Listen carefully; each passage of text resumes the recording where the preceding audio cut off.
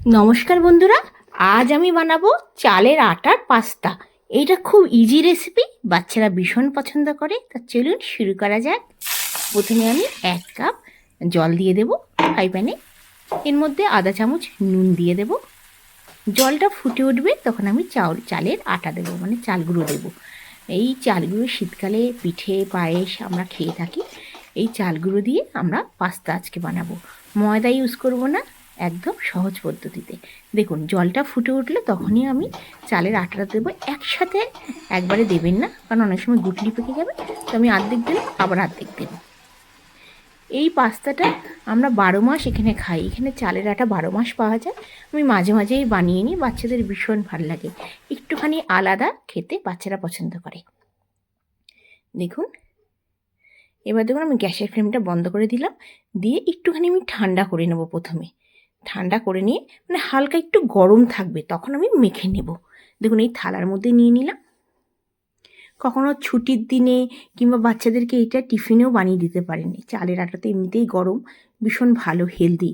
আর শীতকালেতে সবজি বাজারে ভীষণ ভালো পাওয়া যায়, আপনারা বানিয়ে দিতে পারেন। দেখুন আমি 5 মিনিটের জন্য রেখে দিয়েছিলাম, হালকা ঠান্ডা করে নিয়েছি। একটু গরম আছে, একদম ঠান্ডা করবেন না, একটু গরম রাখবেন, কারণ একটু গরম হলে তাহলে মাখতে সুবিধা হবে। একদম ঠান্ডা হয়ে গেলে আবার মাখতে অসুবিধা হবে। এবার দেখুন আমি আটা যেরকম মাখি সেরকম একদম ভালো করে মেখে নেব।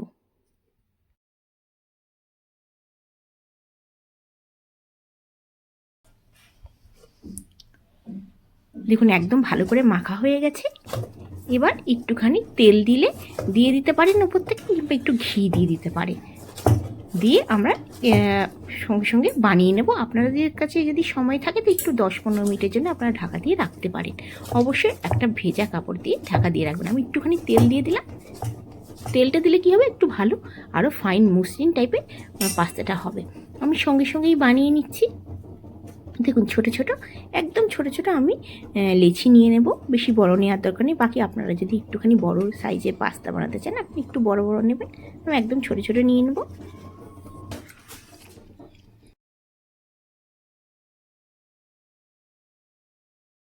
এবার পাস্তার ডিজাইন বানানোর জন্য না একটা ছাঁকনি নিয়ে নেবো। আপনারা যে কোনো কিছু নিতে পারেন, কিংবা কাদ্দুকস যেটা হয় না, যে খিসুনি, ওইটাও নিতে পারেন। দেখুন এরকম ডিম আকারে আমরা বানিয়ে নেব। নিয়ে কিচ্ছু না, এই জালির মধ্যে হালকা করে আমি জাস্ট ঘুরিয়ে দেবো। কিংবা আপনাদের কাছে যদি নতুন চিরুনি থাকে, চিরুনি দিয়ে আপনারা বানাতে পারেন। খুব ইজি। দেখুন একদম জাস্ট ঘুরিয়ে নেব। বেশি কিন্তু চাপ দিলে ওটা কী হবে, স্পট করে গলে যাবে, মানে নরম হয়ে যাবে। হ্যাঁ, তো এটা খেয়াল রাখবেন। দেখুন আমি সবগুলো করে নিয়েছি, ভীষণ ভালো আর দেখতে দারুণ লাগছে। আমাদের বাচ্চারা ভীষণ পছন্দ করে। একটু বাচ্চারা না সবসময় আলাদা জিনিস খেতে ভালোবাসে, এরকম করে বানিয়ে দেখতে পারি। দেখুন আমি ছেদওয়ালা থালা নিয়ে নিয়েছি, ওপরে একটুখানি তেল দিয়ে দিলাম। দিয়ে এটাকে আমি 5 মিনিট স্টিম করব। আপনারা যদি চান মানে স্টিম না করে আপনারা বানাতে পারেন এই রেসিপিটা। একটুখানি স্টিম করে নিলে কী হবে, কাঁচা ভাবটা চলে যাবে। এমনিতে ফুটানো জলে তো আমরা চালের আটা ফুটিয়ে নিয়েছি, কিন্তু একটু স্টিম করে নিলে কাঁচা ভাবটা চলে যাবে, খেতে ভাল লাগবে। নাহলে বিনা স্টিম করেও আপনারা ডাইরেক্ট বানাতে পারেন। দেখুন ছেদের থালাতে আমি দিয়ে দিলাম, আর কড়াইতে আমি জল বসিয়ে দিয়েছি। এই থালাটা আমি দিয়ে দেবো। হাই ফ্লেমে 5 মিনিট আমি ফুটিয়ে নেব। দিয়ে একটা ঢাকা দিয়ে দেবো। হাই ফ্লেমে 5 মিনিট আমি ফুটিয়ে নেব। দেখুন 5 মিনিট হয়ে গেছে। তারপর আমি ঢাকনাটা মানে ছেদ বা থালাটা নিচে নিয়ে এসেছি। নিয়ে এসে দেখুন ঢাকনাটা সরিয়ে দিয়েছি। দেখুন কি সুন্দর হয়ে গেছে। এবার আমি বাকি প্রসেসটা শুরু করব। আমি সমস্ত সবজি কেটে রেখেছি আগে থেকে। দেখুন কিছু রসুন কুচিয়েছি, 2টো পেঁয়াজ, 2টো টমেটো আর একটা বড় সাইজের শিমলা মির্চ কেটে নিয়েছি। বাকি আপনারা আপনাদের মধ্যে সবজি দিতে পারেন। আমি রসুনটা অনেকটা বেশি করে কেটে ফেলেছি, এতটা দেওয়ার দরকার নেই, অল্প করে আমি দেবো রসুনটা। আর রসুন যদি অনেকেই পছন্দ করেন না, তাহলে রসুনটা স্কিপ করতে পারেন। জিরে একটুখানি সর্ষে দিয়েও বানাতে পারেন, ভালো লাগে এটা। এবার দেখুন আমি এর মধ্যে রসুন কুচি প্রথমে দিয়ে দেব। তারপর 2টো কাঁচা লঙ্কা কুচিও দিয়ে দিয়েছি। তারপর পেঁয়াজটা দিয়ে দিলাম। রসুনটা 2 থেকে 3 সেকেন্ড ফ্রাই হয়ে যাওয়ার পর পেঁয়াজটা দিয়ে দেবো। পেঁয়াজটা একটুখানি মানে 1 মিনিটের মতো একটু ফ্রাই করে নেবো হাই ফ্লেমে। ফ্লেম কিন্তু হাই রাখবেন, লো রাখবেন না, তাহলে কী হবে, সবজিগুলো বেশি নরম হয়ে যাবে। জাস্ট পেঁয়াজটাই হালকা ভেজে নেব। তারপরে আমি সবজিগুলো দিয়ে দেবো। একটু কাঁচা কাঁচা ভাব, যেরকম চাউমিনে হয় না, সেরকম একটু করব, তাই একটু খেতে ভাল লাগবে। এবার আমি গাজর কুচিয়ে দিয়ে দিলাম, শিমলা মির্চ আর গাজর দিয়ে দিলাম। নাড়াচাড়া করে নেব ভালো করে। ফ্লেম কিন্তু হাই রেখেছি।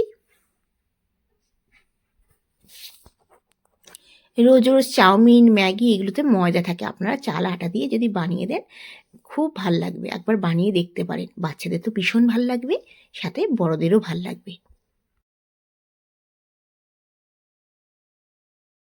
ওপর থেকে দেখুন আমি 3 চামচ সোয়া সস দিয়ে দিয়েছি। গ্যাসের ফ্লেমটা হাই রেখেছি, সোয়া সস দিয়ে দিলাম আর 2 চামচ chili sauce, green chili sauce দিয়ে দিলাম। সসগুলো কিন্তু আমি এখনই দিয়ে দেবো। আর দেবো টমেটো সস। টমেটো সসটা একটু বেশি দেবো, একটু মিষ্টি মিষ্টি হলে বেশি খেতে ভালো লাগে। আপনারা অবশ্যই টমেটো সসটা একটু বেশি দেবেন। দেখুন চিলি সস দিয়ে দিয়েছি, টমেটো সস দিয়ে দিয়েছি আর সোয়া সস দিয়েছি। দেওয়ার পর এবার পুরো নাড়াচাড়া করে নেব। আপনারা চাইলে পরেও এটা দিতে পারেন, কিন্তু এই সময় দেবেন, খেতে ভাল লাগবে। এটা বেশিক্ষণ হবে না। সসটা দেওয়ার পর আমি 30 সেকেন্ডের মতন হাই ফ্লেমে নাড়াচাড়া করে নেব। করেই আমি পাস্তাগুলো দিয়ে দেবো। চালের আটার যে পাস্তাগুলো সেগুলো দিয়ে দেবো। কিচ্ছু না, দেওয়ার পর 2 থেকে 3 মিনিটের মধ্যে কমপ্লিট হয়ে যাবে। আপনারা চাইলে ওপর থেকে অন্য কিছু চিলি ফ্লেক্স দিতে পারেন, কিন্তু চিলি ফ্লেক্স আমি দিচ্ছি না। আর আমি চালের আটাতে নুন দিয়ে রেখেছিলাম, ওই জন্য আমি আর নুন আলাদা করে দিলাম না। আপনারা চাইলে একটু নুন দিয়ে দেবেন, আমি তখন নুনটা একটু বেশি দিয়ে দিয়েছিলাম। এবার নাড়াচাড়া করে নেবো হাই ফ্লেমে। আপনাদের আজকের চালের আটার এই রেসিপিটা কেমন লাগলো অবশ্যই জানাবেন। যদি ভালো লেগে থাকে একটা লাইক করবেন, বন্ধুবান্ধবের কাছে অবশ্যই শেয়ার করবেন, আর অবশ্যই বানিয়ে কমেন্টসে আমাকে জানাবেন কীরকম তৈরি হয়েছে। আর এখনও পর্যন্ত আমার চ্যানেলটাকে যদি সাবস্ক্রাইব না করে থাকেন অবশ্যই আমার চ্যানেলটাকে সাবস্ক্রাইব করবেন। দেখুন কি দারুণ লাগছে খেতে, কি সুন্দর লাগছে না? আপনারা যে কোনো ডিজাইন বানিয়ে বাচ্চাদের দিতে পারেন। আমি পাস্তার ডিজাইন দিয়েছি। আপনার ছোটো ছোটো ছুরি দিয়ে কেটে কেটেও ডিজাইন, চুষি পিঠের মতন ডিজাইন করেও আপনারা চাউমিনের মতন দিতে পারেন বাচ্চাদের। দেখুন এটা বেশিক্ষণ লাগবে না, 3 মিনিটের মধ্যে কমপ্লিট হয়ে যাবে। দেখুন এবার আমি গ্যাসের ফ্লেমটা বন্ধ করে দিচ্ছি। খুব সহজ পদ্ধতিতে আমি ঘরেতেই বানিয়ে নিলাম চালের আটার পাস্তা। আবার আসবো নতুন ভিডিও নিয়ে। আপনারা ভালো থাকবেন, সুস্থ থাকবেন এই কামনা করে আজকের ভিডিওটা শেষ করছি। এবার আমি গ্যাসের ফ্লেমটা বন্ধ করে দেবো।